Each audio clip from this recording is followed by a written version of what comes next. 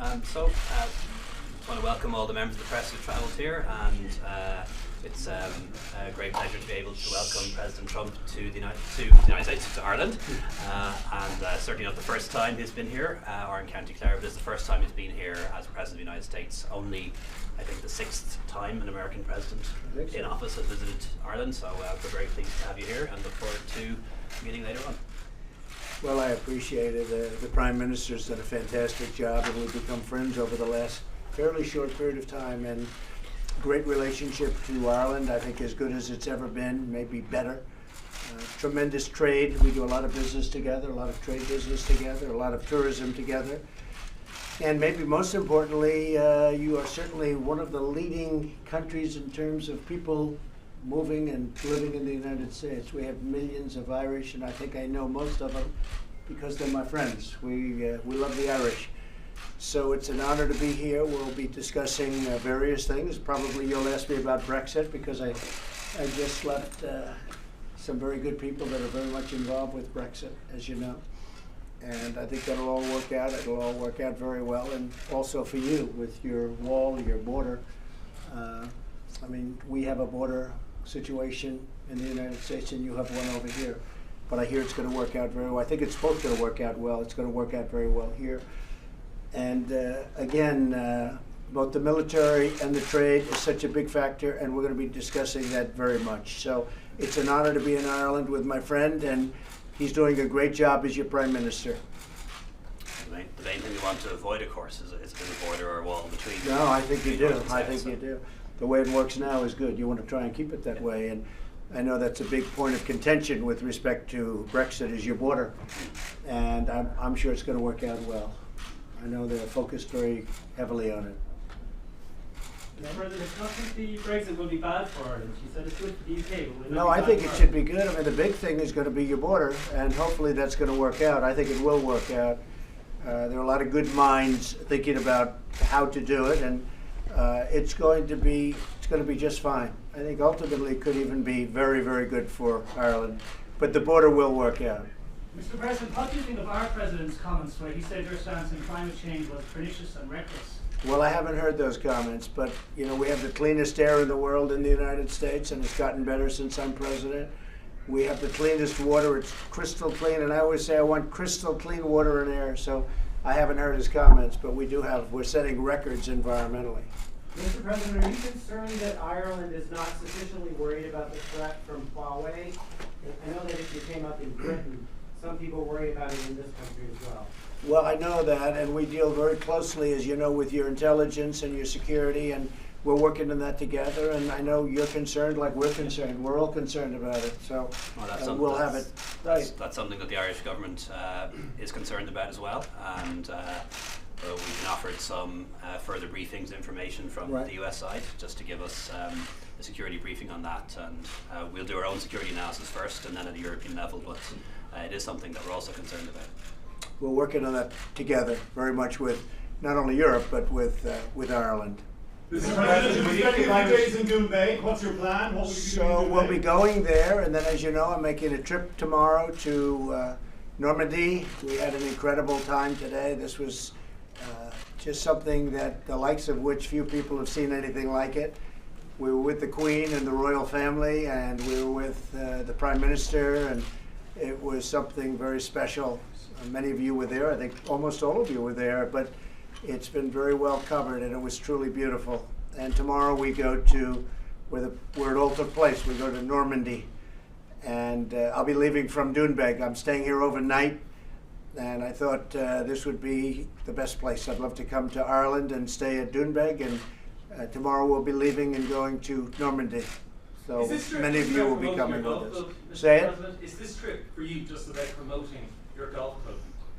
No, this trip is really about great relationships that we have with the UK, and I really wanted to do this stop in Ireland. It was very important to me because of the relationship I have with the people and with your Prime Minister. Mr. President, will you give Irish citizens access to the E3 visa? You give Irish citizens Yeah, we're looking at that. We almost made it last time. It was one vote, you know that, and we're looking at that. I'm sure that's something we're going to discuss. And I spoke to the one vote, who's a great senator, by the way, and he really is. He's a great senator, and We think we're going to be successful. He's a terrific person. He doesn't mean to do any harm, that I can tell you. He was telling me he loves Ireland, actually. So I think we're going to be in good shape. We had just about a unanimous vote, and if we get a unanimous vote, we do something that they've been trying to do for a long time. So I want to do that for the people of Ireland, but I want to do it for the people that are in the United States that want this vote to happen, that happen to be of Irish descent. President Trump, as the USA's co-guarantors of the Good Friday Agreement, what assurances can you offer the government in helping to protect peace in Northern Ireland and avoid a hard border? Well, I think what's going to happen is over the next period of time, first they're going to have to see who's going to be Prime Minister. And I think it's a very important decision. We'll see what happens over in the UK, because that's going to be decision number one, who is going to be Prime Minister. And once that happens, that person will get in and try and make a deal. And maybe if they don't make a deal, they do it a different way. But I know one thing, Ireland's going to be in great shape. Ireland is a special place. It's going to be in very good shape. I don't think the border is going to be a problem at all. Sir, did you see those reports of executions in North Korea, the folks who were involved in their summit?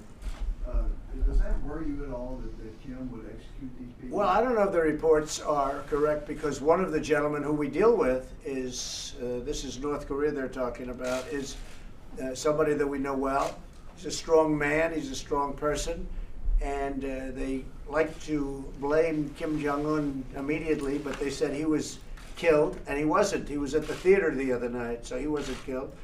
The other four people I know nothing about, but it's an interesting situation. I think that they would like to make a deal, and we'd like to make a deal with them. We'll see how it goes. It's been going pretty well, because there hasn't been testing of anything major, and frankly, there's been no nuclear testing in a long period of time. When I became president, and before that, as you know, it was all the time nuclear testing, ballistic missile testing, and now there's nothing. I think that Chairman Kim would like to make a deal, and I'd like to make a deal with him. I look forward to seeing him at the appropriate time. And again, one of the people they were talking about that was supposedly executed wasn't executed at all. Mr. President, on that, sir. Corporation tax. Say it. Are you going to talk about Ireland's corporation tax with the Prime Minister? Well, the corporation tax, you mean the fact that it's so low? It is a very low tax, I have to agree. You know, we have our tax very, very low. But they've done a very good job in Ireland, and your Prime Minister's kept it there. And they have a lot of great companies here. They've done a good job. They should try keeping it low. I agree with you. Thank you very much, everybody. Thank you.